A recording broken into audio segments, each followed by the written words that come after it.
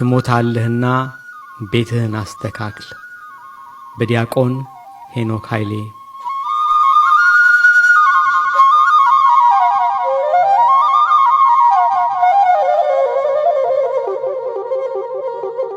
ንጉሥ ሕዝቅያስ በጠና ታሞ ተኝቷል።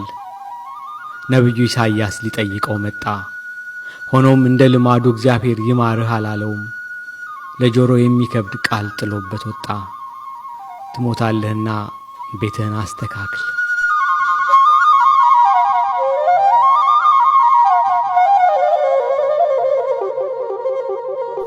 ነቢዩ ይህንን ብሎት ከወጣ በኋላ ሕዝቅያስ ወደ ግድግዳው ዞሮ ስቅስቅ ብሎ አለቀሰ። አምላኩ በንግግር ብዛት የሚሰማ አምላክ አይደለምና ፊቱን ወደ መቅደሱ አቅጣጫ ዞሮ አለቀሰ። ከጥቂት ደቂቃ በኋላ ነቢዩ ኢሳይያስ ሌላ መልእክት ይዞ ተመለሰ። እግዚአብሔር እንዲህ ይላል፣ ጸሎትህን ሰምቻለሁ፣ እንባህን አይቻለሁ። በዕድሜ ላይ 15 ዓመት እጨምርልሃለሁ።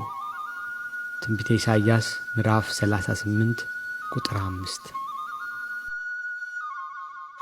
ሕዝቅያስ ቤትህን አስተካክል ከተባለ በኋላ ፊቱን አዙሮ ከማልቀስ በቀር ምንም አላደረገም። ሕዝቅያስ ሆይ ካልጋ ሳትወርድ ያስተካከልከው ቤት ምን አይነት ቤት ነው?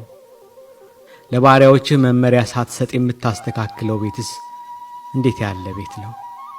በደቂቃዎች ውስጥ ትሞታለህ ከተባልክ በኋላ 15 ዓመት ያስጨመረልህ ምን አይነት ማስተካከያ አድርገህ ነው? ለእኛም ንገረንና ዕድሜ እናስጨምር።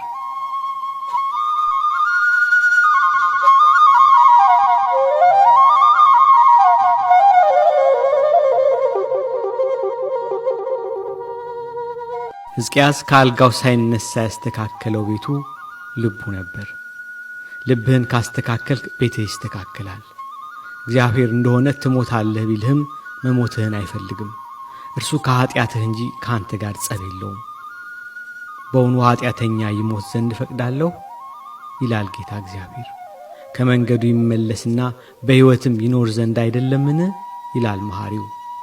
ትንቢተ ሕዝቅኤል ምዕራፍ 18 ቁጥር 23። እርሱ ትሞታለህ የሚልህ መኖርህን ፈልጎ ነው። አንዴ ብያለሁ ብሎ አይጨክንብህም። በንስሐ ተመለስ እንጂ ምሬሃለሁ ለማለት ይቸኩላል። አሁን ትሞታለህ ብየው አሁን ትድናለህ ብለው ይንቀኛል ሳይል ተመልሶ ይምርሃል። ኀጢአትህንም ወደ ጥልቁ ይጥለዋል። በጎ እንድትሠራም ዕድሜ ይጨምርልሃል። አንተ ብቻ ተመለስና አሁኑኑ ንስሐ ግባ። ከበደል አልጋ ጋር ያጣበቀ ፈተናም ድል መንሻው ጊዜው አሁን ነው። ሕዝቅያስ በደቂቅ አምባ ምሕረት አግኝቶ ዕድሜ ካስጨመረ በአብይ ጾም ሙሉ የሚያለቅስ ምን ያህል ዕድሜ ያገኘው? ወዳጄ አንተም ተነሳና በዚህ ወር ቤትህን አስተካክል።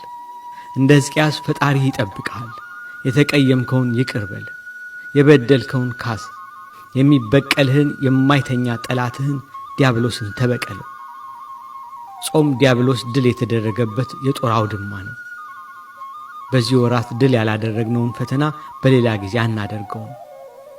ሰነፍ ገበሬ በሰኔ ይሞታል እንደሚባለው በጾም የተኛ ክርስቲያን መቼም አይነቃም። በጾም ያልተገራ አንደበት መቼም አይገራም። በጾም ያልተፈወሰ ቂም መቼም አይፈወስም።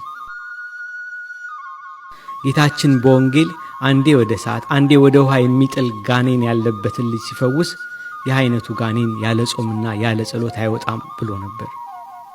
ሀገራችንን አንዴ ወደ እሳት አንዴ ወደ ውሃ የሚጥላት የጥላቻ ጋኔንም ያለ ጾምና ያለ ጸሎት አይወጣም።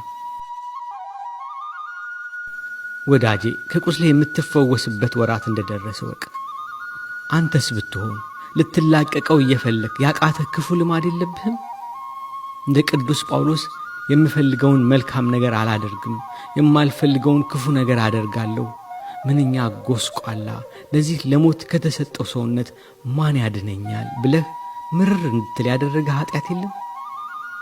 እንግዲያውስ ወቀው።